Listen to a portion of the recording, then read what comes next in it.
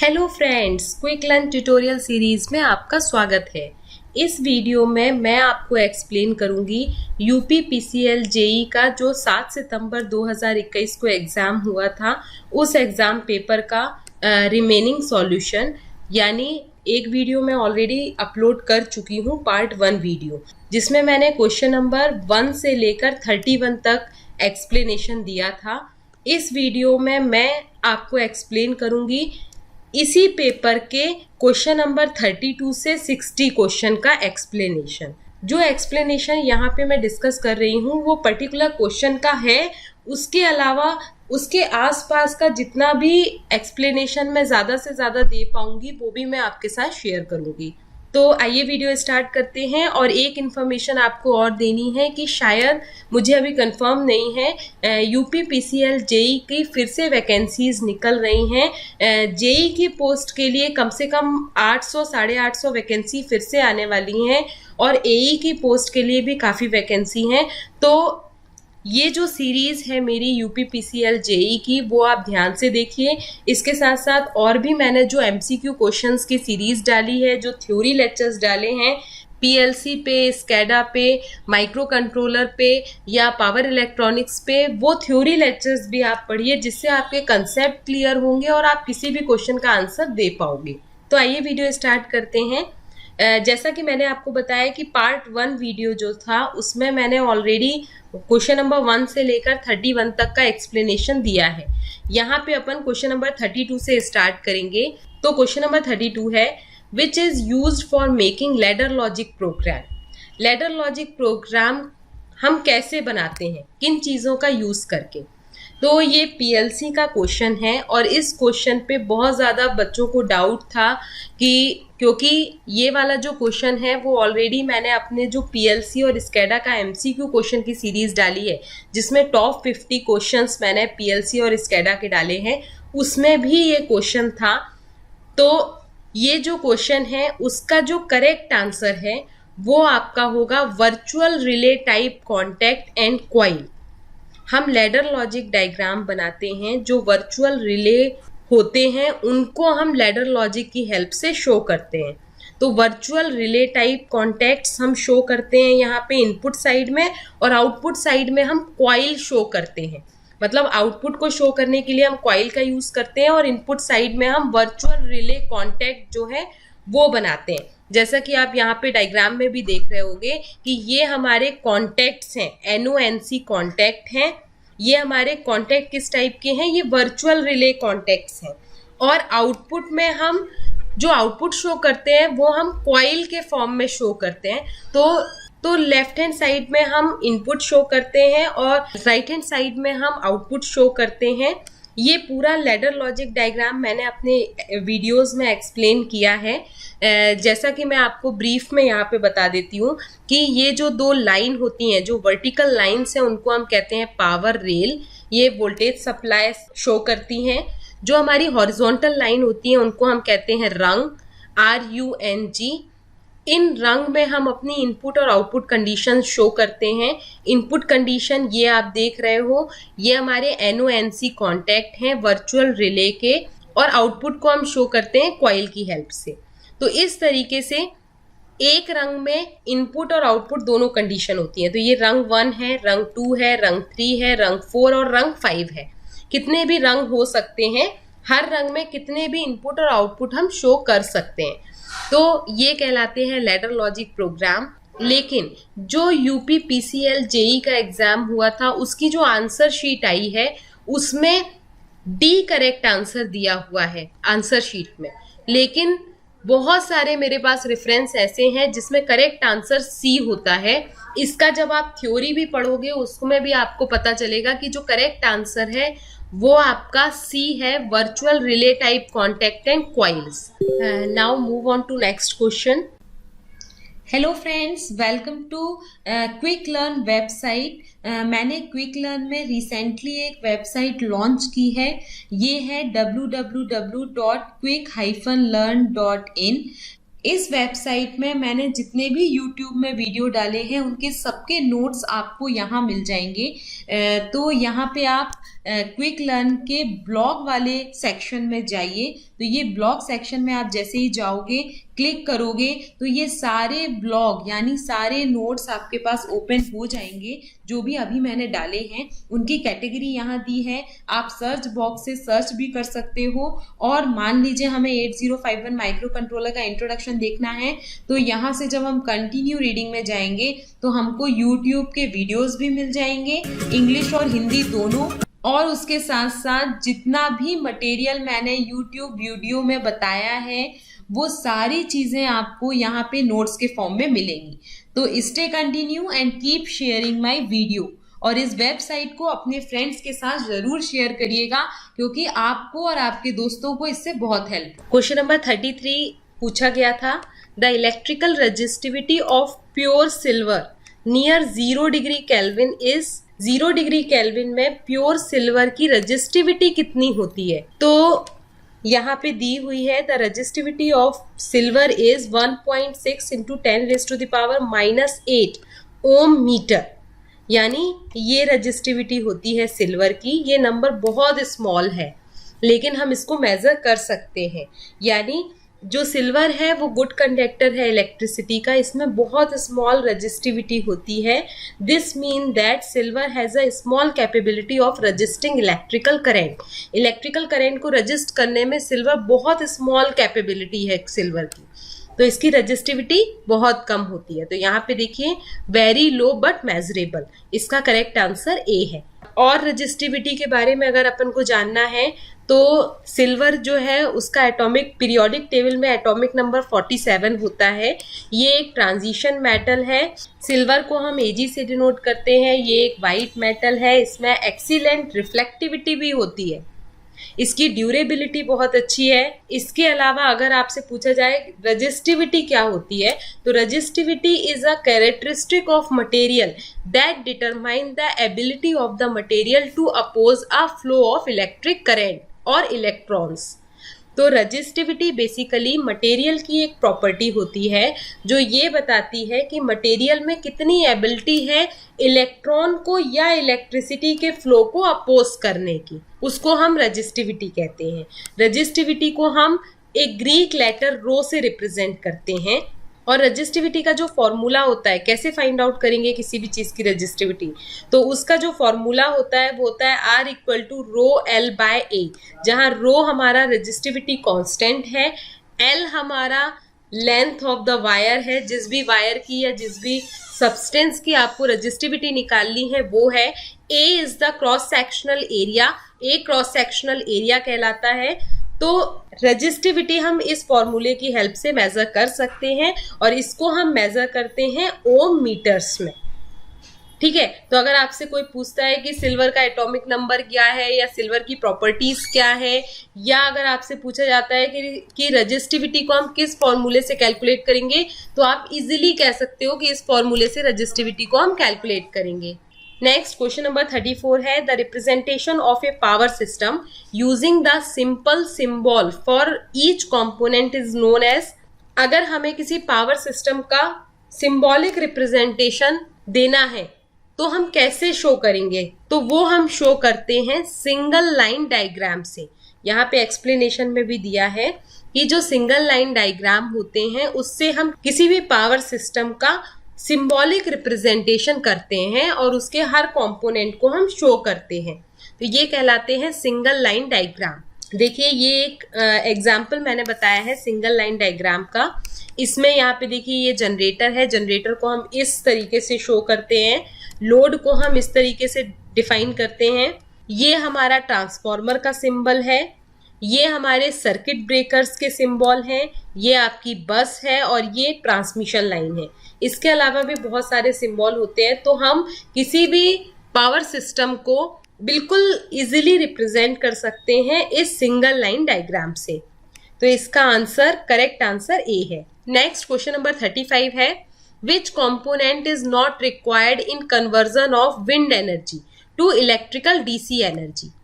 इनमें से कौन सा कंपोनेंट हमें रिक्वायर्ड नहीं होता कन्वर्ट करने के लिए विंड एनर्जी को इलेक्ट्रिकल डीसी एनर्जी में। यहाँ पे मैं आपको बता दूं कि जो मेजर कंपोनेंट है जो हमें चाहिए होते हैं विंड एनर्जी को कन्वर्ट करने के लिए किसी भी इलेक्ट्रिकल डीसी एनर्जी में, वो हमारे पास होते हैं टरबाइन, हमें विंड टरबाइन की ज़रूरत होती है, जनरेटर की ज़रूरत होती है, इंटरकनेक्शन एपरेटस की ज़रूरत होती है, कंट्रोल सिस्टम की ज़रूरत होती है और चार्ज कंट्रोलर्स की ज़रूरत होती है।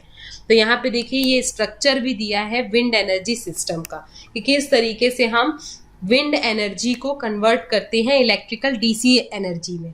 तो यहाँ पे ये विंड टरबाइन लगी हुई है, ये 3 फेज जनरेटर्स हैं, ये इंटरकनेक्शन एपरेटस हैं, उसके अलावा सप्लाई बस है, लोड लगा हुआ है यहाँ पे, और हमें चार्ज कंट्रोलर्स चाहिए होते हैं। तो इन सारे ऑप्शंस में generator, wind turbine, charge controller, ये सब तो हमें रिक्वायर्ड होते हैं विंड एनर्जी को डीसी में चेंज करने के लिए। डीसी लोड हमें जरूरत नहीं होती, ठीक है, क्योंकि कन्वर्ट करने में हम डीसी एनर्जी को कन्वर्ट कर, मतलब विंड को डीसी एनर्जी में कन्वर्ट कर रहे हैं, तो डीसी लोड की रिक्वायरमेंट नहीं होगी। सी हमारा करेक्ट आंसर है। नेक्स्ट क्वेश्चन नंबर 36 है, विच of the following type of material lakhs permanent magnetic dipole. इनमें से जो फुल्ली मैग्नेटिक मटेरियल होते हैं, सेमी मैग्नेटिक हैं या फेरो मैग्नेटिक हैं, इनमें से कौन सा मटेरियल है जिसमें लैक परमानेंट मैग्नेटिक डाइपोल कहलाता है, ठीक है। तो यहाँ पे material which lack permanent magnetic dipole, वो मटेरियल जिसमें lack of permanent magnetic dipoles हैं उनको हम कहते हैं डायमैग्नेटिक मटेरियल। जबकि unlike a ferromagnetic material, a diamagnetic is not a permanent magnet. जो हमारा डायमैग्नेटिक मटेरियल होता है वो परमानेंट मैग्नेटिक मटेरियल नहीं होता, क्योंकि इसमें lack of permanent magnetic dipoles होते हैं। और जो हमारे डायमैग्नेटिक मटेरियल हैं उनकी जो परमेबिलिटी होती है वो less than permeability of free space से कम होती है, और जो डायमैग्नेटिक मटेरियल है उनकी परमेबिलिटी हमारे फ्री स्पेस की परमेबिलिटी से कम होती है। तो डी इसका करेक्ट आंसर है, diamagnetic. Next question number 37, as one of the building block of the success of a model enterprise, which of the following factor is not considered। किसी भी model enterprise यानी कोई ऐसा उद्योग है, उसके सक्सेस के लिए या उसके सक्सेस बिल्डिंग ब्लॉक के लिए हम कौन सा फैक्टर कंसीडर नहीं करते। तो यहाँ पे ये 4 ऑप्शन दिए हैं, risk tolerance, visionary, business awareness और इनोवेशन। तो इनोवेशन हम करते हैं कि कितना इनोवेटिव है, कितना नयापन है उस बिजनेस में। उसके बाद विजनरी हम देखते हैं, रिस्क टॉलरेंस तो हम देखते ही देखते हैं, बिजनेस अवेयरनेस हम कंसीडर नहीं भी करें तो चल जाता है। तो ये वाला जो फैक्टर है वो हम कंसीडर ना करें तो भी चल जाता है, इसीलिए सी इसका करेक्ट आंसर है। Now move on to question number 38, which property is related to arc welding transformer. Arc welding transformer से कौन सी प्रॉपर्टी रिलेट करती। तो सबसे पहले आपको आर्क वेल्डिंग ट्रांसफॉर्मर पता होना चाहिए कि ये आर्क वेल्डिंग क्या कहलाती है। बेसिकली आर्क वेल्डिंग एक फ्यूजन वेल्डिंग की प्रोसेस होती है जिसमें हम मेटल को मेल्ट करके ज्वाइन कर देते हैं, ठीक है।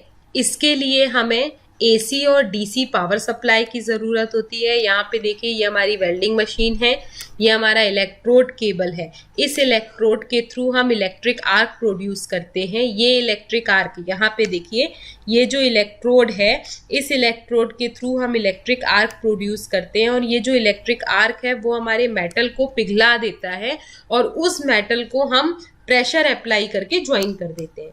बस ये हमारी पूरी प्रोसेस होती है आर्क वेल्डिंग की। इसके लिए हमें कम से कम हीट की ज़रूरत होती है 6500 डिग्री फ़ारेनहीट। जो हमारी आर्क की हीट होनी चाहिए वो होनी चाहिए 6500 फ़ारेनहीट, जिससे हम किसी भी 2 वर्क पीसेस को ज्वाइन कर सकते हैं। Arc welding is a type of welding process using an electric arc to create heat to melt and join metal. तो ये पूरी प्रोसेस है। ये 2 टाइप की इलेक्ट्रिक आर्क वेल्डिंग होती है, एक होती है कंज्यूमेबल और दूसरी होती है नॉन कंज्यूमेबल इलेक्ट्रोड के थ्रू। इनमें हमें डायरेक्ट करंट और अल्टरनेटिंग करंट की ज़रूरत पड़ती है, ठीक है। वेल्डिंग करने के लिए जो ट्रांसफॉर्मर हमें चाहिए होता है उसको हम कहते हैं वेल्डिंग ट्रांसफॉर्मर, और वो ट्रांसफॉर्मर जनरली प्रोड्यूस करता है अल्टरनेटिंग करंट। अब कितने टाइप की आर्क वेल्डिंग होती है, तो मैंने आपको बताया 2 टाइप की होती है, कंज्यूमेबल और नॉन कंज्यूमेबल इलेक्ट्रोड मेथड। अब अपन क्वेश्चन में चलते हैं। Which property is related to arc welding transformer? इनमें से कौन सी प्रॉपर्टी हमें आर्क वेल्डिंग ट्रांसफॉर्मर के लिए चाहिए होती है? तो मैंने आपको बताया कि जो आर्क वेल्डिंग ट्रांसफॉर्मर होते हैं वो प्रोड्यूस करते हैं ऑल्टरनेटिंग करंट, यानी हमें हाई करंट वाली, लो वोल्टेज और हाई करंट वाली जो प्रॉपर्टी है वही जरूरत होती है आर्क वेल्डिंग ट्रांसफॉर्मर के लिए। तो ए इसका करेक्ट आंसर। अब अपन क्वेश्चन नंबर 39 देख लेते हैं। Which of the following is not included in routine test of circuit breaker? Circuit breaker के रूटीन टेस्ट के लिए हमें इनमें से कौन से पॉइंट की जरूरत नहीं पड़ती, यानी इनमें से कौन से फैक्टर को हम कंसीडर नहीं करते रूटीन टेस्ट में सर्किट ब्रेकर के? तो सबसे पहले हमें पता होना चाहिए कि हम सर्किट ब्रेकर का रूटीन टेस्ट क्यों करते हैं। तो बहुत सारे रूटीन टेस्ट होते हैं किसी भी सर्किट ब्रेकर के, उसकी क्वालिटी को, उसके परफॉर्मेंस को चेक करने के लिए। तो यहाँ पे जो पहला रूटीन टेस्ट होता है वो होता है power frequency over voltage withstand test, एक ये वाला टेस्ट हो गया। दूसरा टेस्ट होता है डाइलेक्ट्रिक टेस्ट। तीसरा कहलाता है मेजरमेंट ऑफ रेजिस्टेंस टेस्ट। तीसरा कहलाता है SF6 gas leakage test. Next होता है डिजाइन एंड विजुअल टेस्ट और लास्ट होता है मैकेनिकल ऑपरेशन टेस्ट। तो अब यहाँ पे कौन कौन से हैं सर्किट ब्रेकर के टेस्ट? ऑपरेशनल टेस्ट है, ये मैकेनिकल ऑपरेशन टेस्ट हो गया। 1 minute power frequency voltage drive withstand test, तो ये power frequency over voltage withstand test हो गया।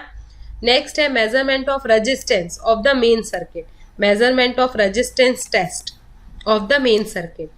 इनमें से केवल हमारे पास ये वाला ऑप्शन नहीं है, डेप्रिसिएशन ऑफ सर्किट ब्रेकर, तो ये इसका करेक्ट आंसर है। ये एक्सप्लेनेशन देने का मेरा मतलब ये है कि आपको थोड़ा डिटेल पता होनी चाहिए किसी भी बारे में, तो ये सारे डिटेल में आपको देने की कोशिश कर रही हूँ। जो क्वेश्चन में पूछा गया है उसके अलावा भी मैं आपको इन्फॉर्मेशन देने के लिए ट्राई कर रही हूँ कि उससे रिलेटेड भी अभी अगर कभी क्वेश्चन आता है तो भी वो आप आंसर कर सको। तो ये सारे क्वेश्चंस पूछे गए थे। अब अपन नेक्स्ट क्वेश्चन में मूव करने से अब क्वेश्चन नंबर 40 देख लेते हैं। विच generation of entrepreneurs use EDP? EDP का फुल फॉर्म यहाँ दिया है एंटरप्रेन्योरशिप डेवलपमेंट प्रोग्राम। कौन सी जनरेशन एंटरप्रेन्योर की EDP का यूज़ कर रही है, यानी जो एंटरप्रेन्योरशिप डेवलपमेंट प्रोग्राम है उसका यूज़ कर रही है? तो इस क्वेश्चन के आंसर के पहले सबसे पहले हमें पता होना चाहिए कि EDP क्या है। तो EDP एंटरप्रेन्योरशिप डेवलपमेंट प्रोग्राम एक प्रोग्राम है जिसकी हेल्प से हम लोगों में एंटरप्रेन्योरशिप एबिलिटी डेवलप करते हैं, यानी हम ऐसे स्किल्स लोगों के अंदर डेवलप करते हैं कि वो एक सक्सेसफुल बिजनेस को चला सके। तो ये जो स्किल डेवलप करने की प्रोसीजर है, ये जो प्रोग्राम है, उसको हम कहते हैं EDP। EDP is primarily meant for developing those first generation entrepreneur। Basically ये फर्स्ट जनरेशन एंटरप्रेन्योर्स के लिए बनाया गया है। अब ये फर्स्ट जनरेशन एंटरप्रेन्योर क्या होते हैं वो देख लीजिए। तो ऐसे लोग जो अपने बिजनेस को खुद से स्टार्ट करते हैं उन्हें हम कहते हैं फर्स्ट जनरेशन एंटरप्रेन्योर। ऐसे लोग जिनके पास कोई भी बिजनेस बैकग्राउंड नहीं है या फिर उन्हें कोई भी फैमिली गाइड नहीं कर रहा है, फैमिली मेंबर गाइड नहीं कर रहा है कि तुम कैसे बिजनेस करो, उसको हम कहते हैं फर्स्ट जनरेशन एंटरप्रेन्योर। मतलब ऐसा कोई फैमिली बिजनेस का बैकग्राउंड भी नहीं होता, वही स्टार्ट करते हैं अपने ओन बिजनेस को, तो उनको हम कहते हैं फर्स्ट जनरेशन एंटरप्रेन्योर। उन्हीं के स्किल्स को डेवलप करने के लिए, उन्हीं के अंदर सक्सेसफुल बिजनेस रन करने के स्किल को डेवलपमेंट करने के लिए EDP प्रोग्राम बनाया गया है। तो यहाँ पे इस क्वेश्चन का आंसर मेरे हिसाब से फर्स्ट जनरेशन एंटरप्रेन्योर होना चाहिए। जितना मैंने स्टडी की है, जितना मैंने फाइंड आउट किया है, उसके अकॉर्डिंग 20 का करेक्ट आंसर होना चाहिए। लेकिन मुझे कंफर्म नहीं है, शायद जो UPPCL JE का आंसर शीट आई है उसमें D इसका करेक्ट आंसर उन्होंने मेंशन किया है। तो जो एक्सप्लेनेशन मैंने आपको बताया उसके हिसाब से फर्स्ट जनरेशन एंटरप्रेन्योर जो है वो इसका करेक्ट आंसर होना चाहिए। ठीक है। और बिजनेस मैनेजमेंट से रिलेटेड इस बार बहुत सारे क्वेश्चंस पूछे गए हैं, तो आपको बिजनेस मैनेजमेंट के बारे में भी थोड़ा बहुत पता होना चाहिए, तभी आप इनका करेक्ट आंसर कर पाओगे। अब यहाँ पे डिफरेंट टाइप के एंटरप्रेन्योरशिप कौन कौन से होते हैं, तो स्मॉल बिजनेस होते हैं, लार्ज कंपनी होती है, स्केलेबल स्टार्टअप एंटरप्रेन्योरशिप होती है, इंटरनेशनल एंटरप्रेन्योरशिप होती है, सोशल एनवायरमेंटल। तो ये सारे डिफरेंट टाइप के एंटरप्रेन्योरशिप हैं। अब अपन मूव करते हैं नेक्स्ट क्वेश्चन में, what is the full form of LOB। तो LOB का फुल फॉर्म होता है लाइन ऑफ बिजनेस। ये line of business general term है जो डिस्क्राइब करता है कि कौन सा बिजनेस है, कौन सा मैन्युफैक्चरर किस टाइप का प्रोडक्ट या सर्विस प्रोवाइड करेगा वो। An LOB is a general term that describe the product or service offered by a business or manufacturer। ठीक है, तो C इसका करेक्ट आंसर है। नेक्स्ट क्वेश्चन नंबर 42 है, the equation asset equal to liability plus equity is related to. ये equation किससे related है, credit sheet से, एक्सपेंसेस शीट से, बैलेंस शीट से या रेवेन्यू शीट से। तो इस इक्वेशन को हम कहते हैं अकाउंटिंग इक्वेशन, और ये इक्वेशन रिलेट करती है बैलेंस शीट से। यहाँ पे लिखा हुआ है the balance sheet hold the basic of accounting equation. ठीक है, जिसमें locate the companies total asset on the balance sheet for the period. एक पर्टिकुलर पीरियड के लिए बैलेंस शीट में लिखा होता है कि कंपनी का टोटल एसेट कितना है। Total all liability which should be separate listen on the balance sheet. Balance sheet में टोटल लाइबिलिटी भी होती है। Locate total share holders equity, share holders की इक्विटी के कितना टोटल है वो भी मेंशन होता है, यानी टोटल लाइबिलिटी भी दी होती है। तो ये सारा जो टोटल एसेट का सम है वो इक्वल होता है सम ऑफ लाइबिलिटी और टोटल इक्विटी के। तो इसीलिए इस इक्वेशन को हम कहते हैं अकाउंटिंग इक्वेशन, या फिर ये पार्ट होता है बैलेंस शीट का। तो सी इसका करेक्ट आंसर है। नेक्स्ट क्वेश्चन नंबर 43 है, a human machine interface is used for. Human machine interface किस चीज़ के लिए यूज़ किया जाता है। तो सबसे पहले हमें ह्यूमन मशीन इंटरफेस के बारे में पता होना चाहिए। ह्यूमन मशीन इंटरफेस बेसिकली अगर आपने PLC और स्केडा पढ़ा होगा तो आपको मालूम होगा कि ये एक स्क्रीन होती है जिसके थ्रू हम, या एक डैशबोर्ड होता है जिसके थ्रू हम किसी पर्सन को मशीन से, डिवाइस या किसी सिस्टम से कनेक्ट करते हैं। ठीक है, जिसकी हेल्प से, मान लीजिए हमारे पास एक कंप्यूटर स्क्रीन है, उसकी हेल्प से अगर हम किसी अदर डिवाइस को बैठे बैठे रिमोटली कंट्रोल कर सकते हैं तो ये हमारा HMI है, ह्यूमन मशीन इंटरफेस है। तो human machine interface is a user interface और dashboard that connect a person to a machine और सिस्टम और डिवाइस। ह्यूमन मशीन इंटरफेस की जो कैरेक्टरिस्टिक होनी चाहिए वो यहाँ पे दी हैं, और इनमें से जो करेक्ट आंसर है वो है allow a user to interact with device. जो HMI है वो अलाउ करता है कि यूजर डिवाइस से इंटरेक्ट कर सके। बी इसका करेक्ट आंसर है। Next question number 44 is which of the following is not a track electrification system. इनमें से कौन सा ट्रैक इलेक्ट्रिफिकेशन सिस्टम नहीं है।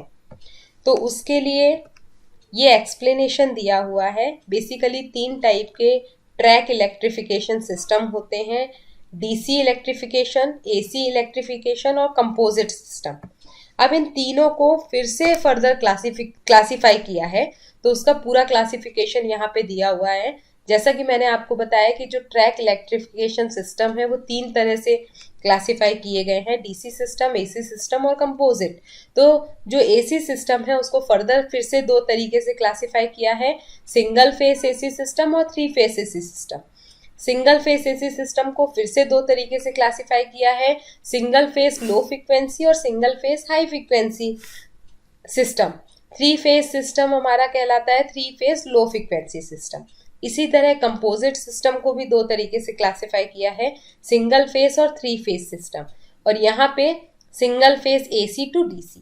तो ये पूरा होल क्लासिफिकेशन है इलेक्ट्रिफिकेशन सिस्टम का। ठीक है, ट्रैक इलेक्ट्रिफिकेशन सिस्टम का भी ये पूरा क्लासिफिकेशन है। अब इस क्लासिफिकेशन से हम कह सकते हैं कि इनमें से कौन सा ट्रैक इलेक्ट्रिफिकेशन सिस्टम नहीं है। तो 2 face AC system track electrification नहीं है। डी इसका करेक्ट आंसर है। अब अपन मूव करते हैं क्वेश्चन नंबर 45 पे, which is the perfect analogy of 2 transistor. 2 transistor की परफेक्ट एनोलॉजी इनमें से कौन सा है। तो अगर आपने थायरिस्टर अच्छे से पढ़ा होगा तो आपको मालूम होगा एक थायरिस्टर को हम 2 ट्रांजिस्टर की हेल्प से बना सकते हैं। तो थायरिस्टर में ही हम पढ़ते हैं 2 ट्रांजिस्टर मॉडल ऑफ SCR। तो इसका करेक्ट आंसर बी है। हम PNP और NPN 2 ट्रांजिस्टर को मिला के एक थायरिस्टर बना सकते हैं।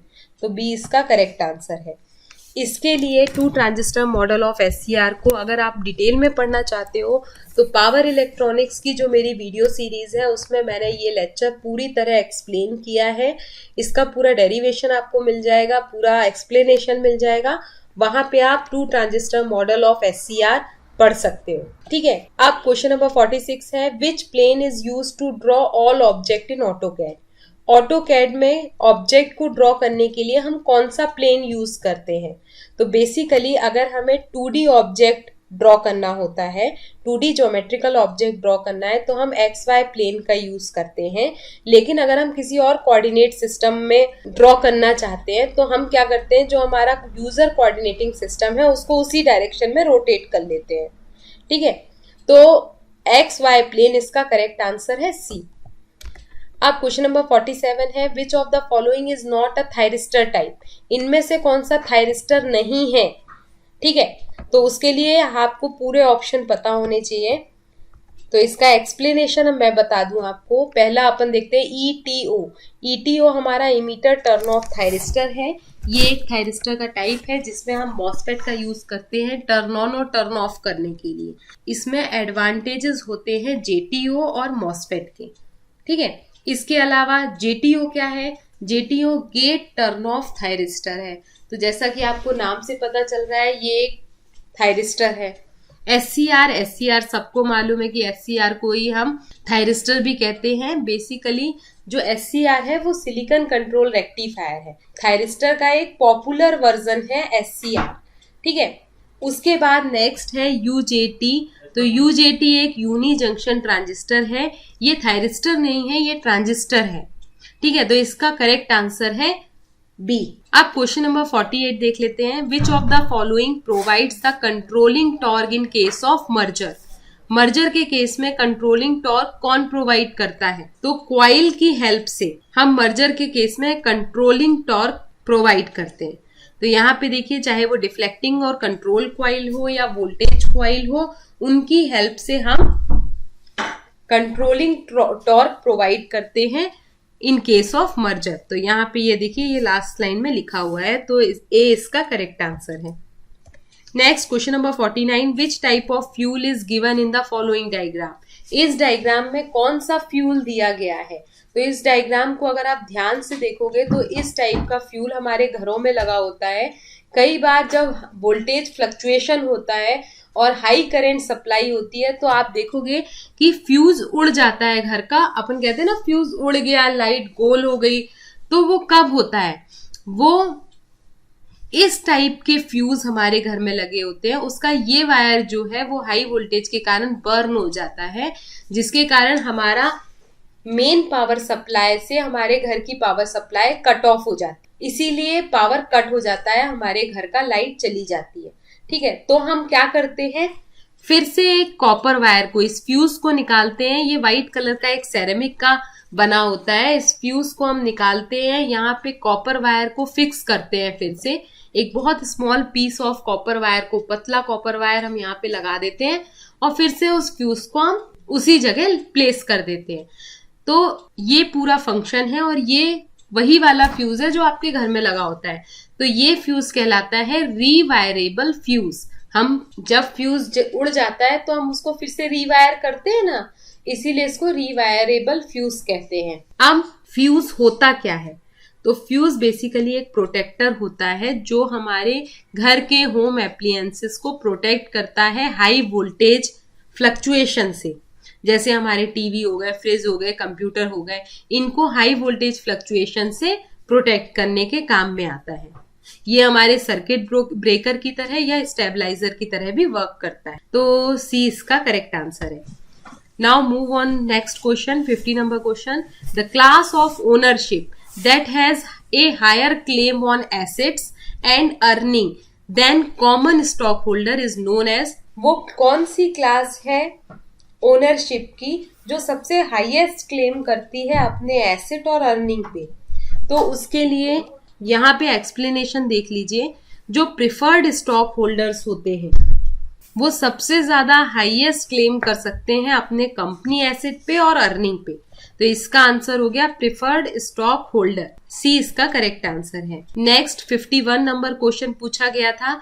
इस बार के जो क्वेश्चन पूछे गए हैं वो बहुत ही ज्यादा थ्योरेटिकल हैं, बहुत कम न्यूमेरिकल्स पूछे गए हैं और बिजनेस मैनेजमेंट से, ऑटोकैड से, आपके पीएलसी से, इन पे ज्यादा फोकस किया गया है। उसके साथ पावर इलेक्ट्रॉनिक्स के काफी क्वेश्चन आए हैं, एक दो क्वेश्चन इंस्ट्रूमेंटेशन से भी आए हैं। तो ये सारे टॉपिक आप जरूर कवर करिएगा। और मुझे जहां तक मालूम है शायद फिर से यूपीपीसीएल जेई की पोस्ट निकाली जा रही है, उसके साथ साथ 800 पोस्ट करीब है, उसके साथ साथ एई की भी कुछ पोस्ट निकाल रहा है यूपीपीसीएल।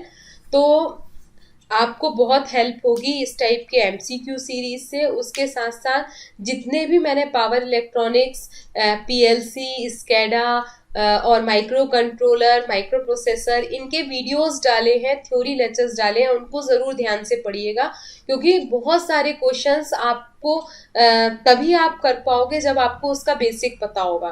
ठीक है, तो मेरे थ्योरी लेक्चर्स और एमसीक्यू सीरीज जरूर आप करिएगा, वो आपको बहुत हेल्प करेंगे। अब अपन नेक्स्ट क्वेश्चन में मूव करते हैं। 51 नंबर का क्वेश्चन है, what happen when moisture get into the insulating material. अगर किसी इंसुलेटिंग मटेरियल में मॉइस्चर आ जाती है तो क्या होता है। तो अगर किसी इंसुलेटिंग मटेरियल में मॉइस्चर कंटेंट्स आ जाते हैं तो उसमें डाइलेक्ट्रिक लॉसेस बढ़ जाते हैं। तो डी इसका करेक्ट आंसर है। Now 52 number question, which type of energy conversion shown in the diagram. ये डायग्राम दिया है, इसमें किस टाइप का एनर्जी कन्वर्जन दिया गया है। तो यहाँ पे देखिए, यहाँ से हम मेजर कर रहे हैं cold deep sea water temperature, यहाँ पे हम मेजर कर रहे हैं वार्म सरफेस सी वाटर टेम्परेचर। तो ये जो वाटर वेपर हो रहा है उसको हम चेंज कर रहे हैं इलेक्ट्रिसिटी में। तो ये कहलाता है ओशियन थर्मल एनर्जी कन्वर्जन। क्योंकि अगर आपको मालूम होगा कि ओशियन थर्मल एनर्जी कन्वर्जन क्या होता है, उसमें हम अंडर सी वाटर के टेम्परेचर को और ओवर सी सरफेस सी वाटर के टेम्परेचर को मेजर करके फिर कन्वर्जन करते हैं, तो उसको हम कहते हैं ओशियन थर्मल एनर्जी कन्वर्जन। इस बार ओशियन थर्मल एनर्जी कन्वर्जन से 2 क्वेश्चन पूछे गए हैं। जो मैंने फर्स्ट पार्ट वीडियो का बनाया था उसमें भी एक क्वेश्चन पूछा गया था कि ओशियन थर्मल एनर्जी कन्वर्जन की डेफिनेशन क्या है, और ये सेकेंड क्वेश्चन है। ठीक है, तो सी इसका करेक्ट आंसर है। नेक्स्ट 53 नंबर का question, which of the following is not a over current relay. इनमें से ओवर करेंट रिले कौन सा नहीं है। तो इसके लिए सबसे पहले एक्सप्लेनेशन देखिए। Over current relay basically 6 type के क्लासीफाई किए गए हैं। ये हैं ओवर करेंट रिले के क्लासिफिकेशन। पहला होता है instantaneous over current relay, definite time, inverse mean time, very inverse time और एक्सट्रीम इनवर्स टाइम। ठीक है, इनमें से कौन सा नहीं है। तो इनमें से close time over current relay मेरे हिसाब से करेक्ट आंसर होना चाहिए। लेकिन शायद जो यूपीपीसीएल जेई की जो आंसर शीट आई है उसमें करेक्ट आंसर ए दिया हुआ है। लेकिन यहाँ पे आप देख सकते हो खुद ही कि इंस्टेंटेनियस ओवर करेंट रिले तो ओवर करेंट रिले का क्लासिफिकेशन है, फर्स्ट ही दिया हुआ है। तो ये करेक्ट आंसर नहीं होगा मेरे हिसाब से। मेरे हिसाब से होना चाहिए closing time over current relay. तो डी इसका करेक्ट आंसर है। और आप मुझे कमेंट बॉक्स में लिख के बताइएगा now question number 54, a 220 ohm resistor is connected in series with gate of SCR। एक 220 ओम का रजिस्टर SCR के सीरीज में गेट से कनेक्टेड है। यहाँ पे डायग्राम में आप देखिए, the gate current required to fire the SCR is 7 milliampere. SCR को फायर करने के लिए हमें गेट करंट कितना चाहिए है, 7 मिली एम्पियर का। तो हम इनपुट वोल्टेज यहाँ से कितना दें ये हमें फाइंड करना है। हमें रेजिस्टेंस पता है, गेट करंट पता है, तो हम इनपुट वोल्टेज कितना दें। तो इसमें हम किरचॉफ वोल्टेज लॉ लगाएंगे, क्योंकि हमें मालूम है the input voltage must overcome the junction voltage between gate and cathode. Gate और कैथोड का जो जंक्शन वोल्टेज है उसको ओवरकम करना चाहिए हमारे इनपुट वोल्टेज को, मतलब उससे ज्यादा होना चाहिए इनपुट वोल्टेज। और जो गेट टू कैथोड वोल्टेज होता है वो होता है हमारा 0.7 वोल्ट।